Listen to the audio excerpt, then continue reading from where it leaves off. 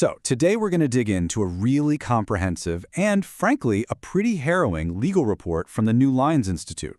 It looks at years and years of targeted violence against the Hazara people in Afghanistan to answer one of the heaviest questions you can ask in international law. Does what's happening to them actually constitute genocide?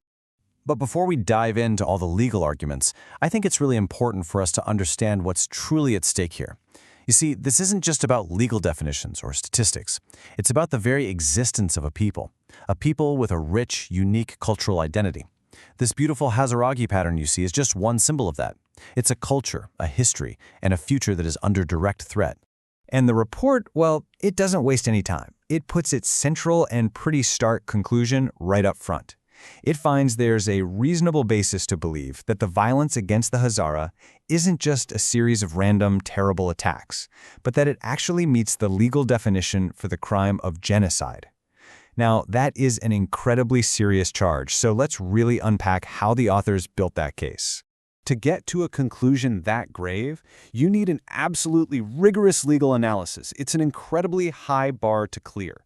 So to really get what the report is saying, we first need to understand the specific legal framework that they use to examine the evidence. Okay, so the entire analysis is built on one foundational international treaty, the 1948 Genocide Convention. This is the document that, for the very first time, defined the crime of crimes and made it an obligation for the entire world to prevent it and to punish it. This treaty sets the global standard. And the exact wording here is absolutely critical. You know, we often hear the word genocide used to describe any kind of mass killing. But in international law, it means something very, very specific. It's not just about the act of killing, it's about the intent behind the killing. The specific intent to destroy a group as a group. That's the key. So you can basically boil that legal definition down into a three-part test that the report had to satisfy. First, are the Hazara considered a protected group under the law? Second, have specific prohibited acts, like killing or causing serious harm, been committed against them? And third, and this is almost always the most difficult part to prove, was there a specific intent to destroy that group? Let's see how the report walks through these steps. All right, step one. And honestly, this one is pretty clear-cut. The analysis establishes that the Hazara easily meet this first criterion. They're a distinct ethnic group with their own language, their own culture, and they're a predominantly Shia Muslim minority in a majority Sunni country, which means they also qualify as a protected religious group. This dual identity has tragically made them a target from two different angles, really. Okay, so we've established who is being targeted. Now the report moves on to what is happening to them, and it documents this relentless, systematic pattern of attacks. These are the prohibited acts we just talked about. We're not talking about one or two isolated incidents here, but a clear, sustained campaign of violence.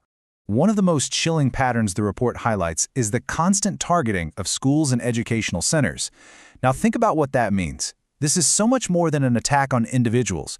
It's a direct assault on the community's entire future. It's an attempt to destroy its ability to grow, to learn, and to develop. Just look at this data.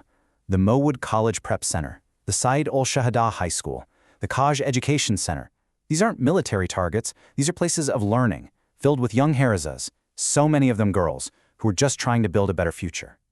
When you see how systematically these places are targeted, you see a clear and absolutely brutal logic at play. And this horrifying pattern of targeting the very cornerstones of a community's identity, it doesn't stop with schools. It extends to centers of faith. The report documents attack after attack on mosques, often during religious ceremonies, which is a direct assault on the Hazara's religious identity. And again, the pattern is just undeniable. From Kabul to Kunduz to Kandahar, Shia mosques are bombed over and over again, often during Friday prayers to maximize the casualties. And what's really important here is that groups like ISKP frequently step up and claim responsibility for these massacres. They aren't hiding it. They're explicitly stating their intent to kill those they consider to be infidels, and that is powerful evidence for that specific genocidal intent.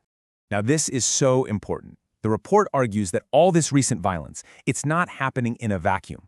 To really understand the gravity of what's happening today, you have to see it as part of a much longer history of persecution, one that stretches back for more than a century. And this timeline just lays out that devastating history. I mean, you can go all the way back to the 1890s, with mass killings that may have wiped out over half of the male Hazara population. Then you see the Afshar massacre in '93, the Mazar-e Sharif massacre by the Taliban in '98, The current wave of attacks since 2021 is presented as the latest chapter in this long, terrible story of targeting and vulnerability. So this history is more than just a tragic backstory. For a legal analysis like this, it is a critical piece of evidence. And this quote explains why. What it's saying is that because this kind of violence has happened before, over and over, and because it's always been met with impunity, meaning no one was held accountable, it established a known and very serious risk of genocide. And that risk should have triggered a legal duty for the state and for the whole world to step in and prevent what is happening right now. So after laying out the definition, all the evidence, and the historical context, the analysis pivots. It goes from diagnosing the problem to demanding a solution. It doesn't just identify what's wrong, it calls for very specific action that's rooted in the obligations of international law.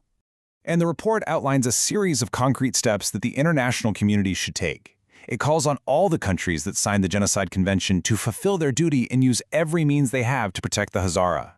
This means everything from imposing sanctions and launching independent investigations all the way to pursuing justice at the International Criminal Court. The core message is unequivocal. Under international law, just standing by is not an option. Ultimately, the report leaves us with the evidence, the legal analysis, and an urgent call for accountability. But it also leaves us with this really unsettling question that just hangs over everything. In a world that's filled with so many different crises competing for our attention, will this systematic destruction of a people finally be met with decisive action, or with the same impunity that has defined so much of their history?